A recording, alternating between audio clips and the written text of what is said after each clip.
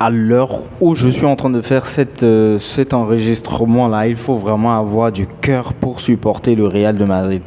Mais quelle semaine, sacrée semaine au Real de Madrid, après l'éviction, après le départ de Xabi Alonso. Place à Arbeloa qui vient et qui rate son premier match. Le Real naturellement se fait éliminer par le 17e de la deuxième division. Je ne sais pas si vous vous rendez compte. J'ai raté beaucoup de choses. J'aurais pu faire une vidéo après le départ de Carlo Ancelotti qui a été remercié selon certaines sources. D'autres sources nous disent quand même que c'est un départ volontaire de Xabi Alonso. Bon, de toutes les façons, le communiqué annonce que c'est de commun accord. C'est de commun accord, ce qui voudra dire que forcément, il y a eu un chèque. Les deux parties se sont entendues sur quelque chose et puis voilà, basta. Mais ça a été une décision qui m'a profondément touché. Profondément touché parce que pour moi, vous ne pouvez pas connaître la saison que vous avez connue la saison passée, le désastre qu'on a connu la saison passée parce que je le rappelle, je suis aussi madrilène. Je porte en fait le Real Madrid dans mon cœur en fait. Je suis très très très très amoureux de ce club-là et c'est avec beaucoup de déception que je vis ce que nous sommes en train de vivre depuis la saison passée. La saison passée, tu connais ce désastre-là. Tu fais venir le jeune entraîneur le plus prometteur de cette période-là, de cette ère-là. Tu le fais venir, tu es incapable de lui donner le temps de se construire, de faire passer en fait ce qu'il a fait passer comme expérience, tout ce qu'il a comme idée, tu ne lui laisses pas le temps de communiquer ça aux joueurs. Et parlant de joueurs, à quel moment vous faites passer le joueur au-dessus du coach? Voilà en fait des questions qui fâchent, qui énervent. Et match après match, on dit tantôt c'est Mbappé, tantôt c'est Xabi Alonso qui est nul, tantôt. Mais il faut arrêter ces conneries. Il faut arrêter. Il faut comprendre que le Real aujourd'hui, c'est un club avec beaucoup trop d'ego pour comprendre qu'ils sont tombés et qu'il faut un processus pour se relever. La saison passée, on est tombé. Après la Ligue des Champions, il y a 2 ans, on est tombé. Il faut un processus pour se relever. Ça ne va pas se faire du jour au lendemain, ça ne va pas se faire avec... même si vous ramenez en fait le plus bon coach, il lui faut du temps.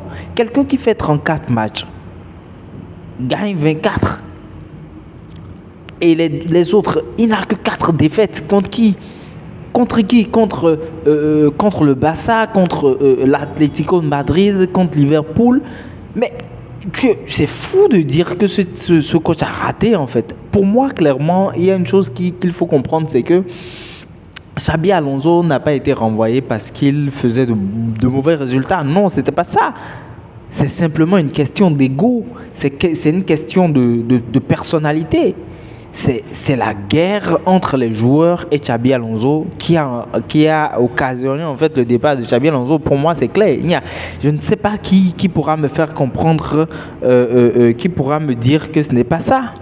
Et c'est clairement ce qui fâche en fait. Personnellement, je ne sais pas à quel moment on fait passer le joueur devant le coach, que ce soit Mbappé, que ce soit Vinicius, que ce soit Bellingham, que ce soit Valverde.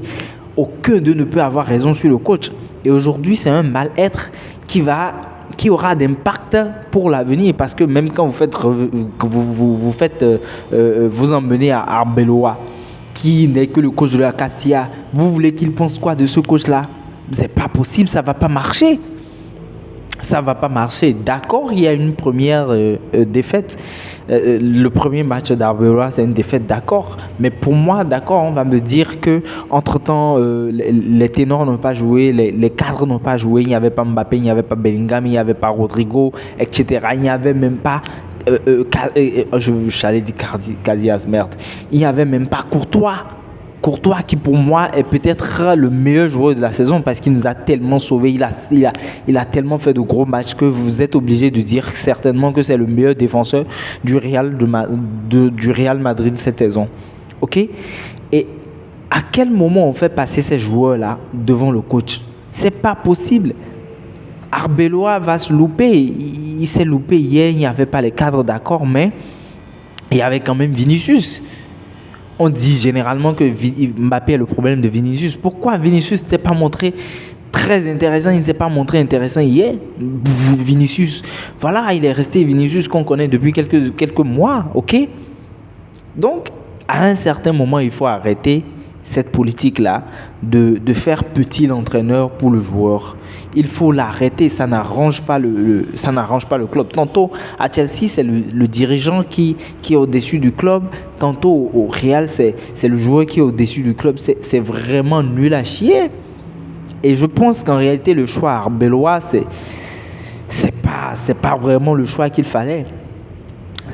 Personnellement, je me suis préparé quand même à vivre dans cette déception-là jusqu'à la fin de la saison parce que il n'y a rien à tirer actuellement de ce club-là rempli d'ego. Il n'y a rien à tirer de ce club-là rempli d'ego. Vous allez demander quoi aux joueurs? Et je ne sais pas s'ils se rendent compte, mais c'est un piège. Ils se sont enfermés dans un piège. Moi, je suis particulièrement heureux pour Xabi Alonso parce que après il ira se reposer. Avec tout ce qu'il a eu comme pression, ça fait déjà 2-3 mois qu'à chaque match, on lui rappelle que s'il manquait le match, s'il y avait une défaite, il est viré. À chaque fois, on te rappelle que si tu loupes, tu es viré. Tu travailles comment dans ces conditions? C'est pas possible. C'est vraiment pas possible. Le Real doit revoir en fait ses ambitions à la baisse, comprendre qu'ils sont dans une période de crise et qu'il faut un processus pour sortir de cette période-là. C'est très important, c'est capital.